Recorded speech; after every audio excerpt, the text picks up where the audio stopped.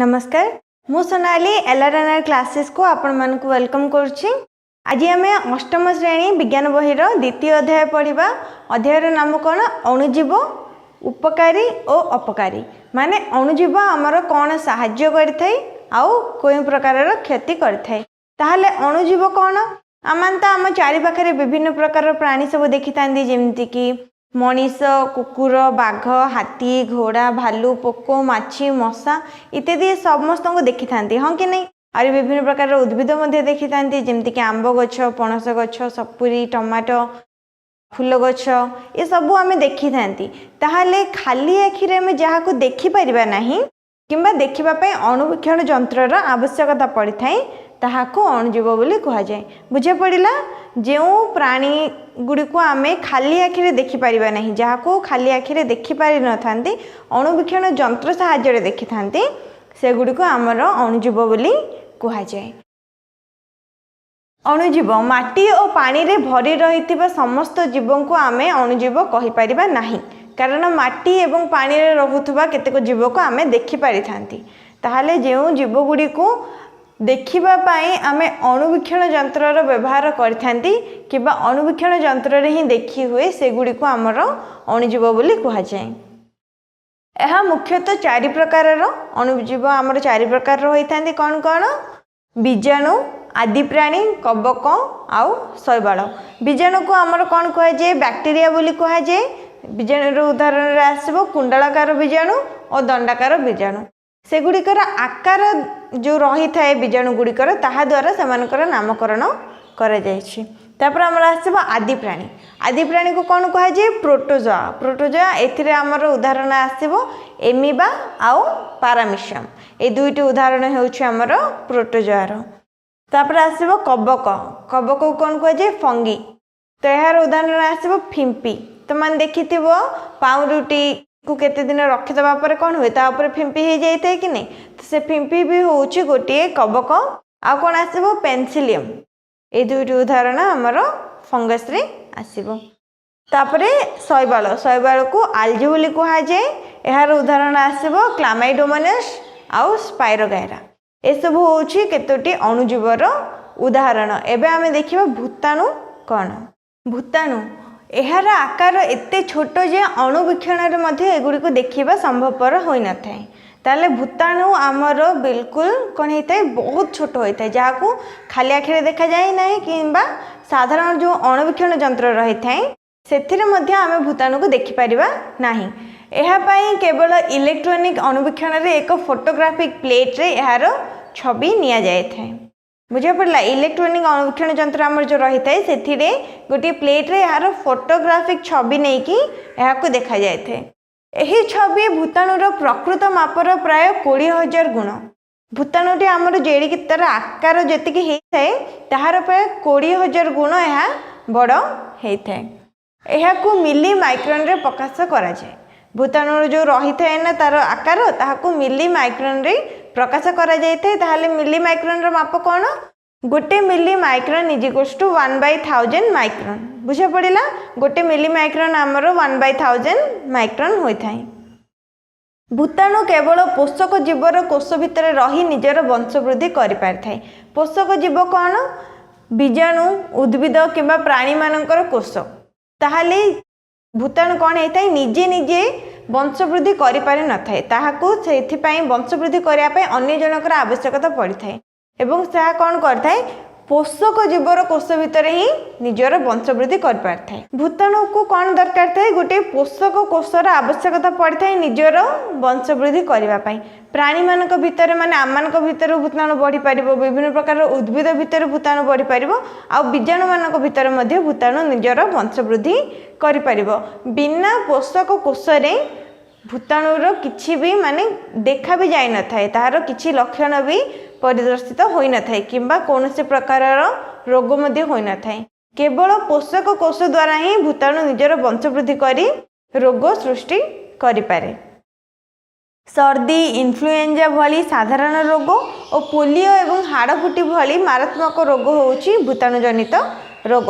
एही सब रोग कौन करथे? भूताणु शरीर भितर रहिकी कोष द्वारा निजर वंशवृद्धि करिकी रोग सृष्टि करिथाय। अणुजीव मानक प्राप्ति स्थान माने अणुजीव आमको केउठारु मिली थांती। सजीव मानक मध्यरे अणुजीव सबुठारु सरल एवं क्षुद्र। आमे जेतिकि भी प्राणी रही थांती, जेतिकि भी उद्भिद माने जेतिकि भी सजीव समस्त अछंती, समस्तक भितरे अणुजीव होउची सबुठारु सरल एवं क्षुद्र।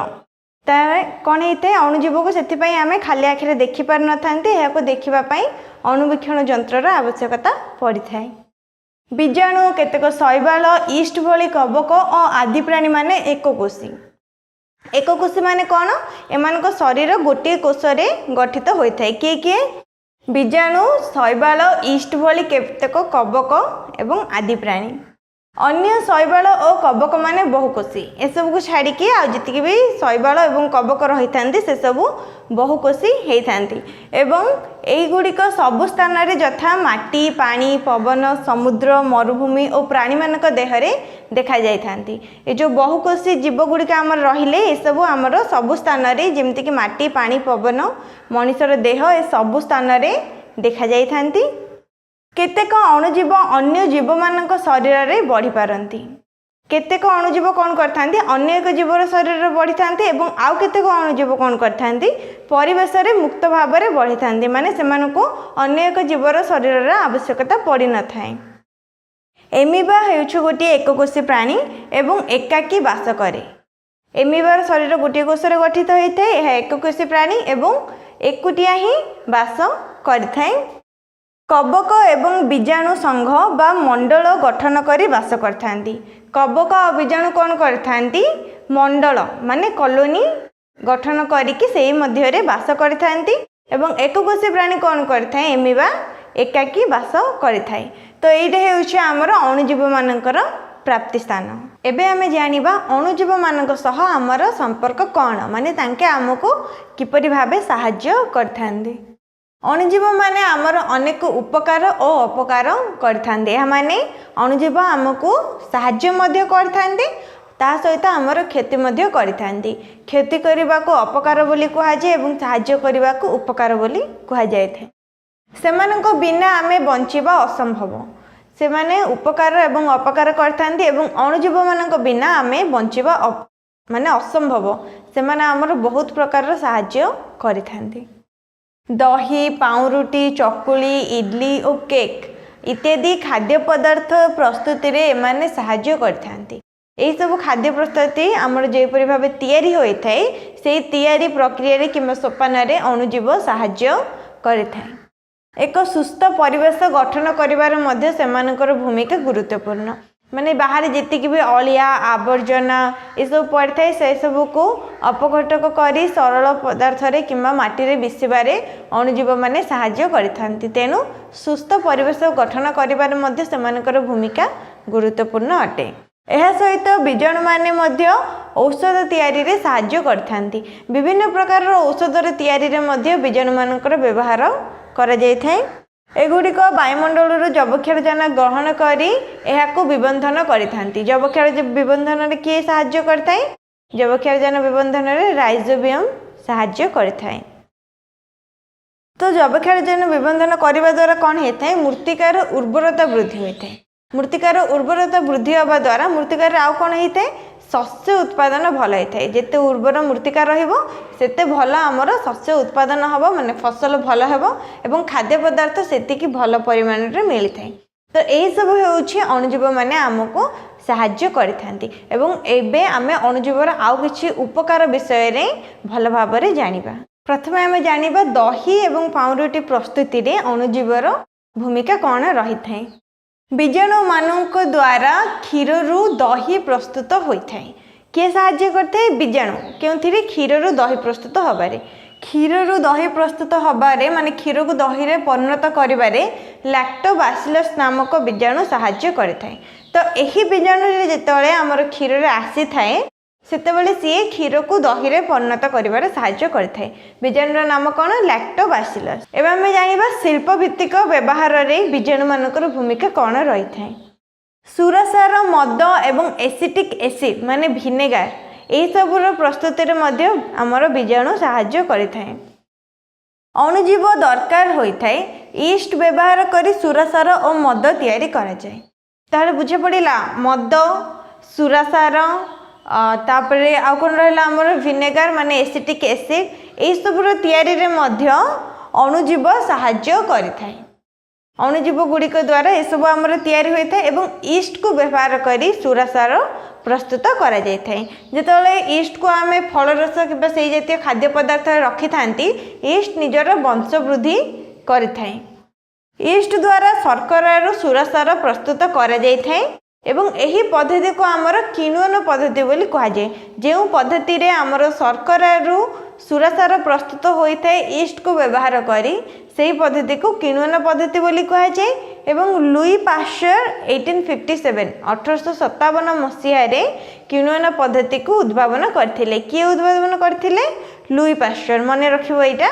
एवं एई दुईटी होउछ आमर अणुजीव मानक द्वारा हेउथबा उपकार। औषध रे अणुजीव मानकर व्यवहार किपरि करा जाय थाए? रोग हेले डाक्टर आमको जीवग्न माने एंटीबायोटिक बटिका खाइबा को देई थांती कोन पई? आमर रोग दूर करबा पई किंबा कमेबा पई।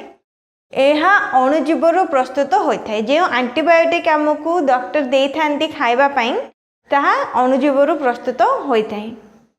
एही जीवग्न गुड़िकर कार्य हेउछि रोगकारक अणुजीव गुणिक मारिदेबा किंबा सेमानकर वंश वृद्धि को प्रतिरोध करबा। एंटीबायोटिक रे जो अणुजीव गुड़िक रही थांती सेमानक काम कौन? रोग कराउथबा जीवाग्न जो रोग आमर करुथबो कारक जो रही थाए ताहाको पूरा मारिदेब किंबा ताहार वंश वृद्धि को प्रतिरोध करिवो। अणुजीवर प्रस्तुत स्ट्रेप्टोमाइसिन, टेट्रासाइक्लिन एवं एरिथ्रोमाइसिन भली केतेक जीवग्न माने एंटीबायोटिक बटिका अनेक रोगर उपशम पाई व्यवहार करा जाउछि। ए सब होछि केते गुडी मेडिसिन रा ना। ए सब आमर विभिन्न प्रकार रोगर निराकरण पाई व्यवहार करा जाउछि।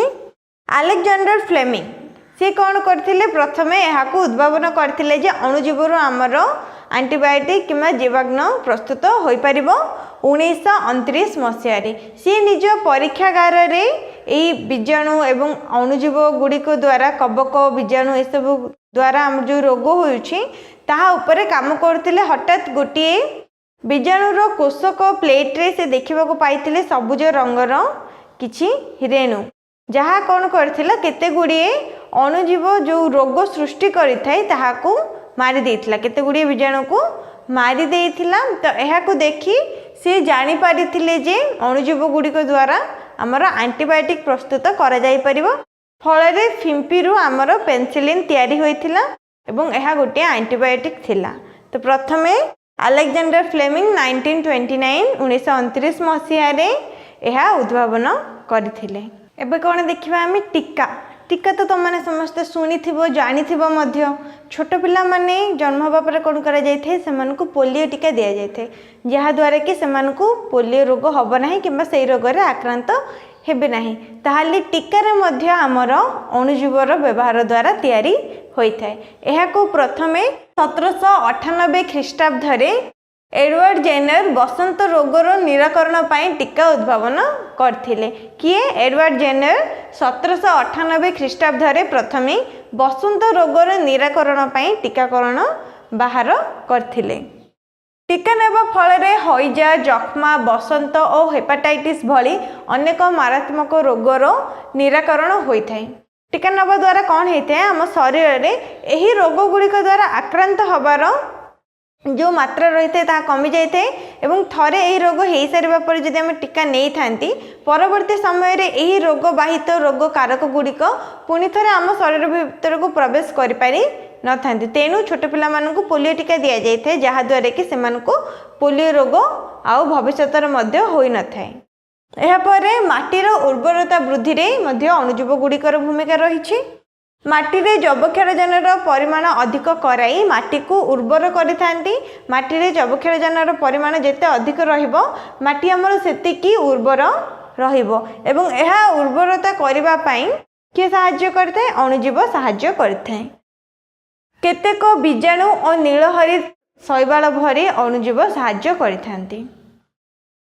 एगुड़िक वायुमंडल जैवक्षारजान संग्रह करी विबंधन करी मृत्तिकार उर्वरता वृद्धि रे साहाय्य करिथांती। वायुमंडल जैवक्षारजान ग्रहण करथांती, तापर जैवक्षारजान विबंधन करिकी माटी रे एहार परिमाण को वृद्धि कराई माटीर उर्वरता वृद्धि रे साहाय्य करती।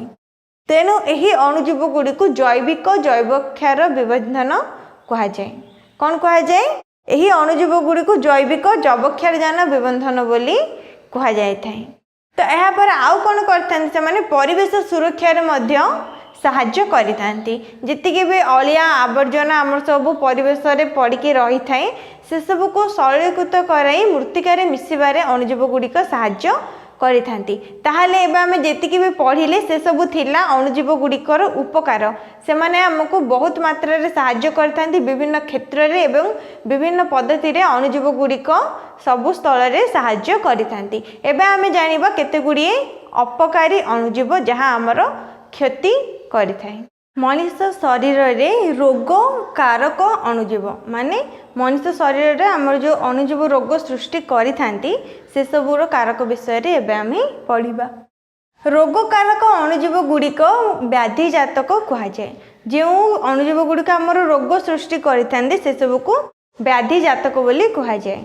व्याधि जातक गुड़िक आम शरीर मध्य को पीवा पानी खाद्य किंबा आम जो पवन नहीं था आम निश्वास प्रश्वास एवं रोगीर संस्पर्श रे आसवा द्वारा आम शरीर भीतर को प्रवेश करथांती। एवं एही जो प्रक्रिया रे रोग होता है माने गोटे रोगाक्रांत व्यक्तिर शरीर रु खाद्य तापरे तार संस्पर्श रे आसवा द्वारा वायु चारिपाखरे जो थी ताहाको ग्रहण करने द्वारा खाद्य द्वारा जो अणुजीव जदि आम शरीर भीतर को प्रवेश कर आमको मध्य रोग रे आक्रांत करुछि सेहीपरि रोग गुड़िक आमर संक्रामक रोग बोली कहा जाए।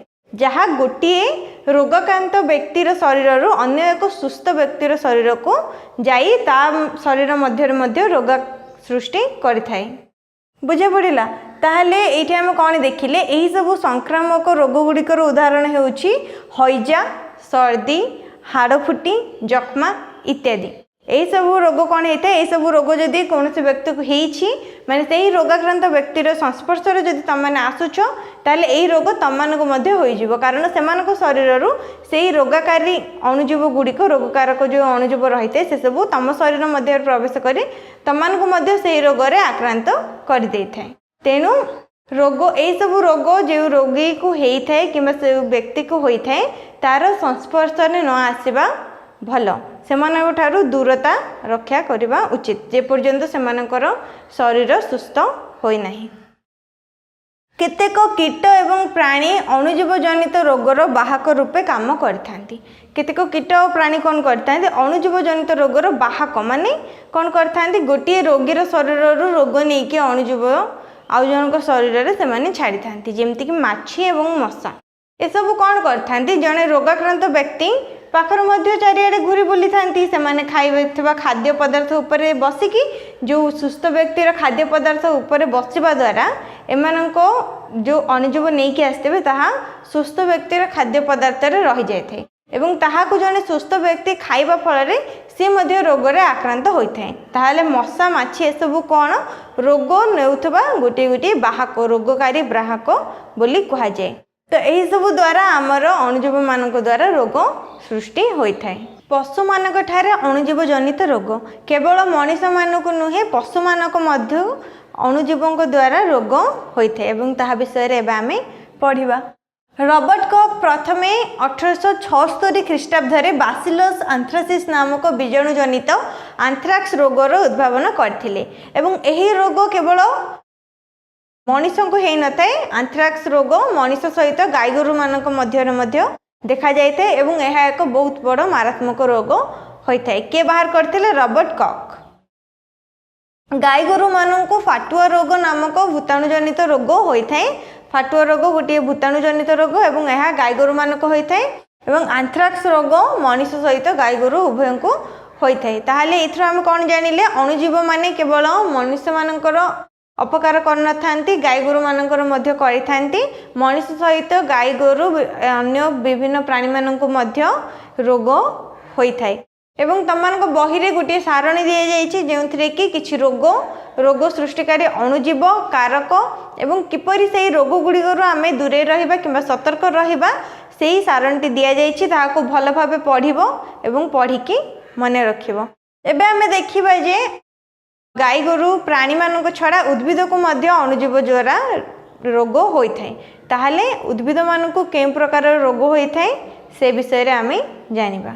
उद्भिद मानकरे अणुजीव जनित रोग, उद्भिदर मध्य अणुजीव जनित रोग होइथाय जेमति कि गहम, धान, आलू, लेंबू, सेव एवं अन्यान्य उद्भिद मानकरे अणुजीव माने रोग कराई थांती। एवं उदाहरण कौन कौन आसो जमती कि लेंबूर जादुरा रोग, लेंबूरे आमर जादुरा रोग होता है क्या द्वारा बीजाणु मान द्वारा एवं वायु संस्पर्श रे। गहम कलंकी रोग यह कबक द्वारा होता है एवं वायु एवं मंजी यही दुईटी द्वारा गहम रोग सृष्टि होता है।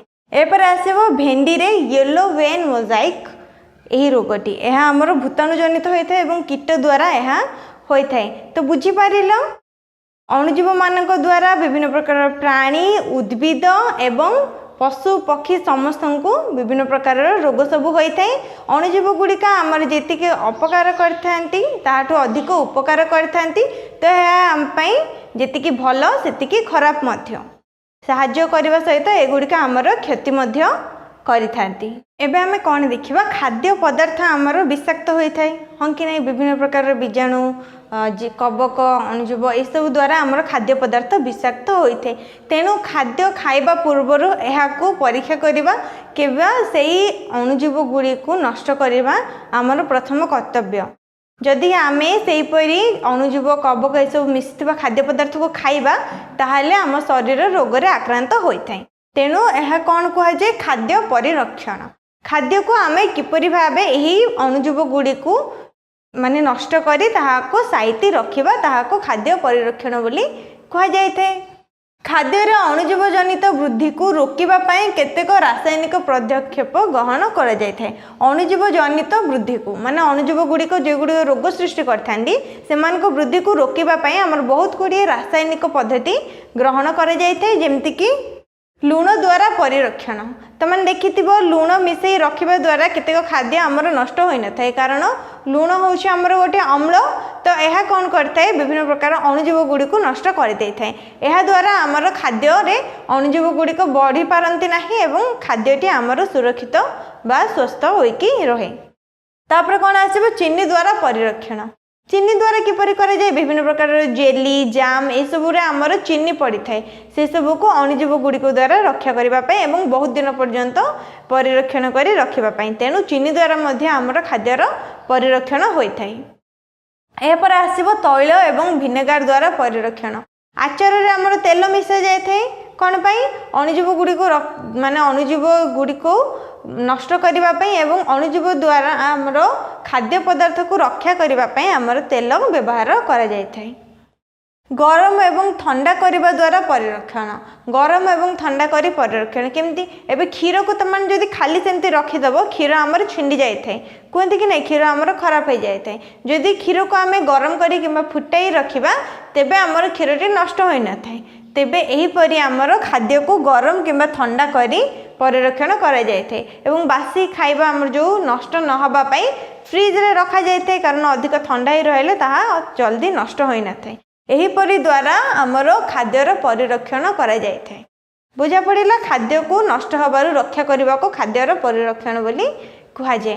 तापर आमर जैवक्षारजान विबंधन आसीबो। जैवक्षारजान विबंधन तमान आगु शुणिच पढ़ी मध्य छंत हाँ कि नहीं। राइजोबियम शुणिच कि नहीं। राइजोबियम आमर डाली जातीय खाद्य उद्भिदर गंठी रे रही थाए। एही राइजोबियम आमर जैवक्षारजान विबंधन रे सहाय्य करिथाए। वायुमंडल जैवक्षारजान ग्रहण करी राइजोबियम अणुजीव कौन करिथाए जैवक्षारजान विबंधन करिथाए। ताहले एबा आमे जैवक्षारजान चक्र विषय रे पढ़िबा। जैवक्षारजान विबंधन विषय तो आमे जानिले। एबे देखिबा जैवक्षारजान चक्र कौन। वायुमंडल रे शतकड़ा 78 भाग जैवक्षारजान रही थाए। आमर वायुमंडल जति भी भाग रही छे सेथिरे प्राय 78 भाग आमर जैवक्षारजान रही थाए। एहा जीव मानकरे थिबा पुष्टिसार पत्रहरित न्यष्टि अम्ल बा न्यूक्लिक एसिड एवं जीवसार एक अत्यावश्यक उपादान। तो जैवक्षारजान आमर कौन बहुत ही आवश्यक उपादान एहाकू प्राणी एवं उद्भिद सीधासलख ग्रहण करि नथांती। तेणु माटी रे रहिथिबा केतेक कैवक एवं नीलहरित शैवाल कौन करथांती जबक्षारजान को जबक्षारजान विबंधन करी गोटे यौगिक परिणत कराई थांती। तापरे जबक्षारजान उद्भिदर पुष्टिसार एवं अन्यान्य यौगिक पदार्थ तैयारी रे नियोजित होइथाय। आमर उद्भिदर जेतिकी भी पुष्टिसार एवं अन्यान्य यौगिक तैयारी होइथाय सेथिरे जबक्षारजान नियोजित होइथाय एवं मृत उद्भिद और प्राणी मानक माटी रे थिबा बीजाणु एवं कवक अपघटन करी जबक्षारजान यौगिक पदार्थ रे परिणत कराई थांती।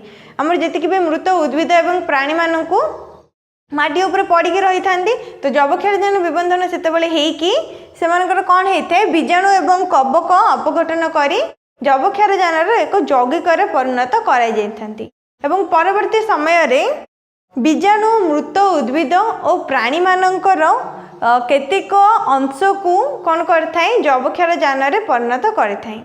जबक्षारजान रे परिणत करने द्वारा कौन होता है यह वायुमंडल को निर्गत होता है। कौन है ये बीजाणु मृत उद्भिद और प्राणी मानकर केतेक अंश को जो उद्भिद गुड़िक मरी जाइथांती एवं प्राणी मान मरी जाइथांती सेमानक शरीर केतेक अंश को जबक्षारजान यौगिक परिणत कराइबा द्वारा वायुमंडल को आमर जबक्षारजान निर्गत होता है।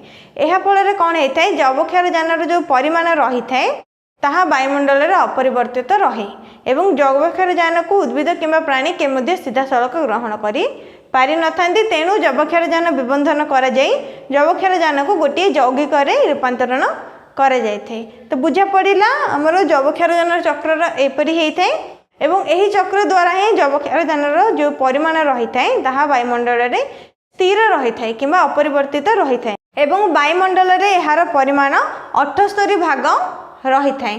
ताहले आजिर विषयटी तमनकर एठी सरिला। आजिर विषय नाम कौन थिला अणुजीव उपकारी और अपकारी माने अणुजीव गुड़िका आमर किपरि भाबे सहाय्य करिथांती एवं किपरि खेती करिथांती। वीडियोटी केमती लागिला कमेंट करी जणाइबो।